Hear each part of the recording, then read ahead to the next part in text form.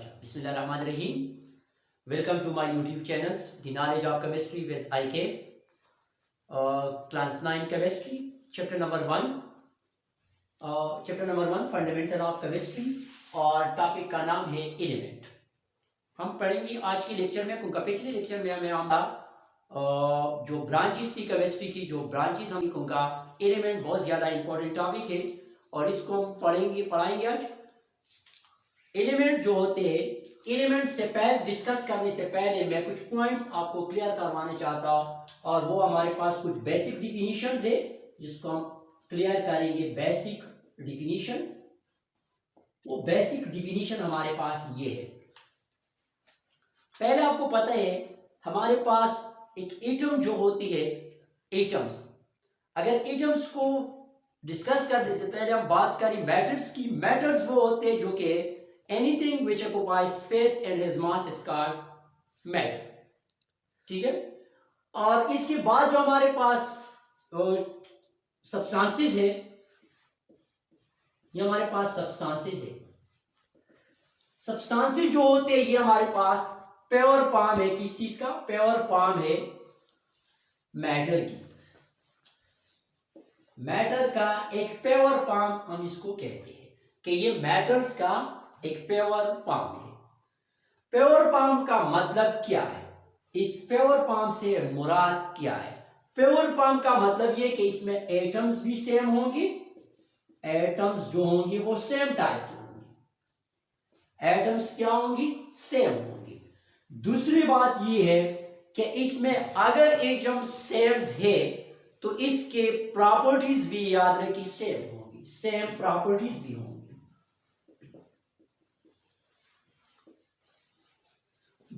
तीसरी बात, अगर इसमें ये सेम है तो इनकी एलिमेंट्स यानी एटम्स भी सेम होंगे, प्रॉपर्टीज भी सेम होंगी। और तीसरी बात ये है कि इनकी रेशो भी उनका सेम होंगी, फिक्स होंगे, मतलब फिक्स रेशो होंगी, ठीक है। अब अगर हमारे पास कोई एटम्स है, लेट सपोज मैं कहता हूं कि हमारे पास सेम टाइप की एटम्स, सेम प्रॉपर्टीज और fix ratio.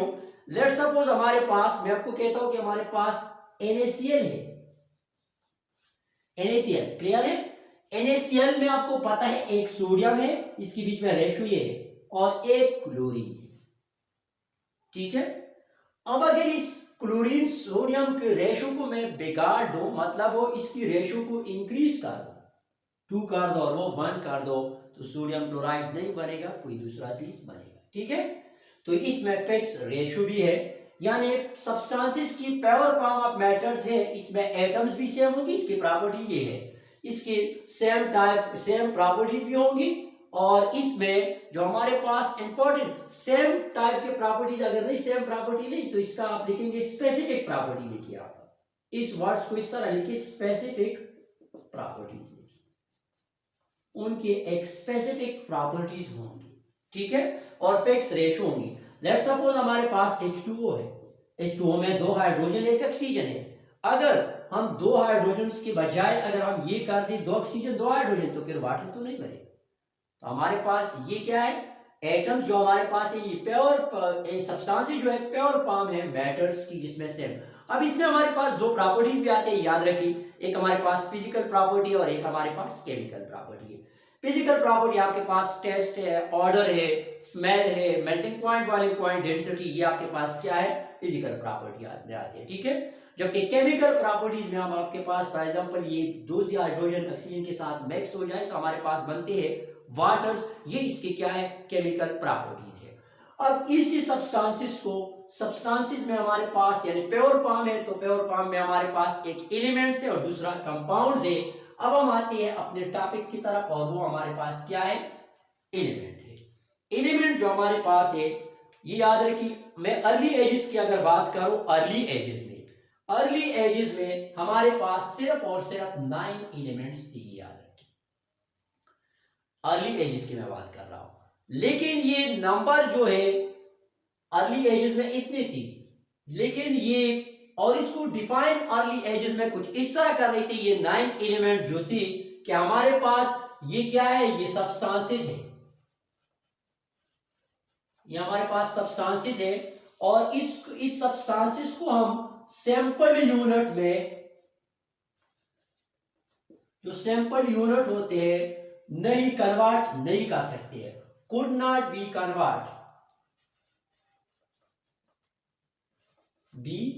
Convert into sample unit.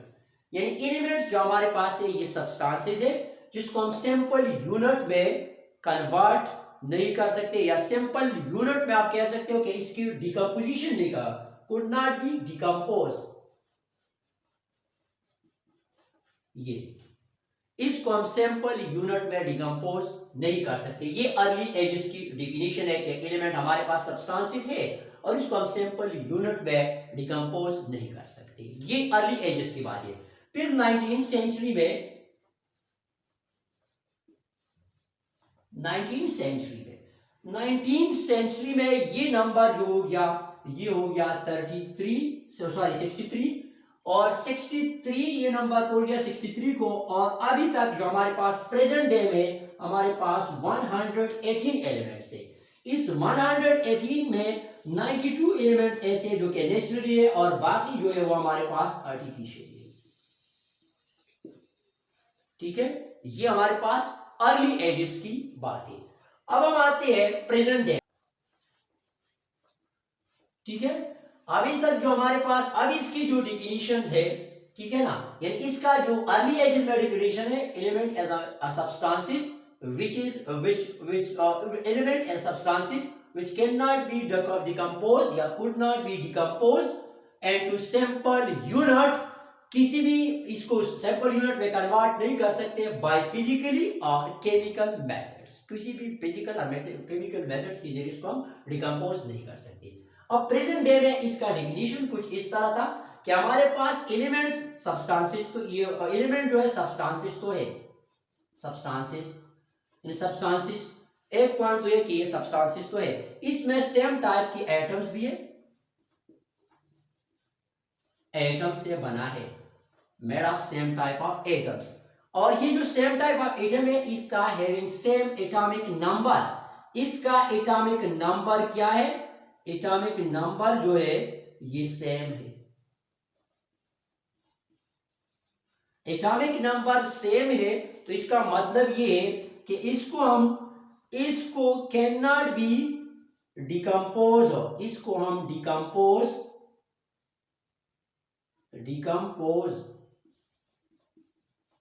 नहीं कर सकते हैं, यानी इसको हम डिकम्पोज नहीं कर सकते किसी भी केमिकल और फिजिकल मेथड्स की जरिए।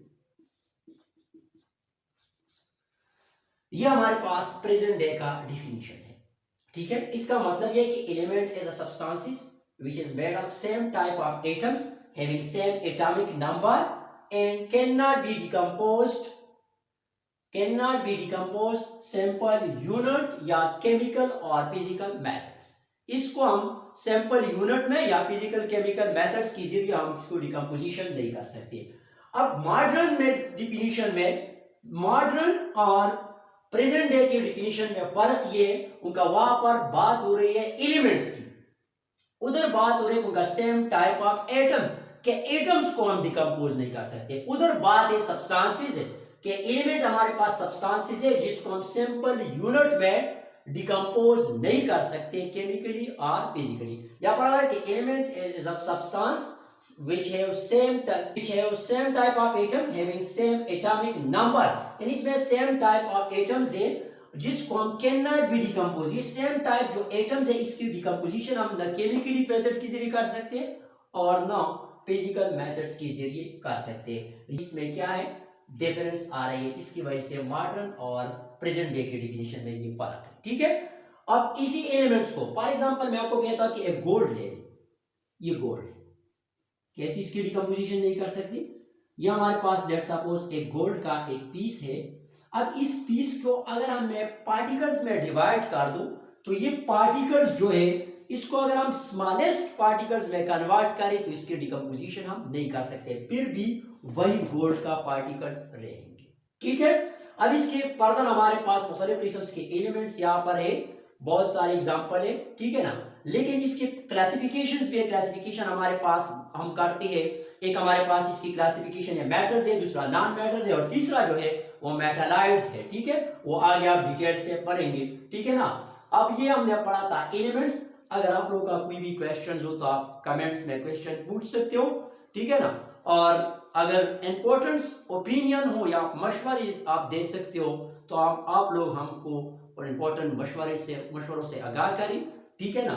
और चैनल को सब्सक्राइब करें और शेयर भी करें और साथ ही दुआओं में हम लोगों को याद भी करें। ओके, अल्लाह हाफिज।